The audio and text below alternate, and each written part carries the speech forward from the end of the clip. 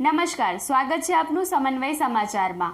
આજે વિશ્વ મેલેરિયા દિવસ નિમિત્તે વડોદરામાં જાગૃત રેલીનું આયોજન કરવામાં આવ્યું। મેલેરિયા કે જે મચ્છરો દ્વારા ફેલાતી સૌથી જીવલેણ બીમારી છે। આ બીમારી માદા એનોફિલિસ મચ્છરના કરડવાથી ફેલાય છે। લોકોને આ ખતરનાક સંક્રમણ વિશે જાગૃત કરવા માટે દર વર્ષે 25મી એપ્રિલે વિશ્વ મેલેરિયા દિવસ ઉજવવામાં આવે છે।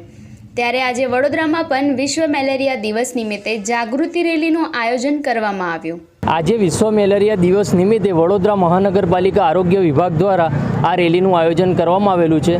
તેમાં અધિકારીશ્રી અને કર્મચારીશ્રી ટોટલ 100થી વધારે લોકો દ્વારા આ રેલીનું જાગૃતતા ફેલાવવા માટે આવેલી છે।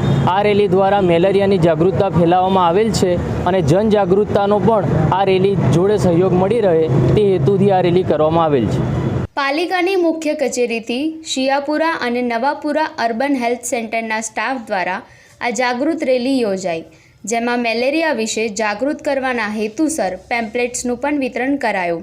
અર્બન હેલ્થ સેન્ટરના ડૉક્ટર, નર્સ તથા અર્બન હેલ્થ સેન્ટરના સ્ટાફ દ્વારા આ રેલીમાં પોતાનું યોગદાન આપવામાં આવ્યું।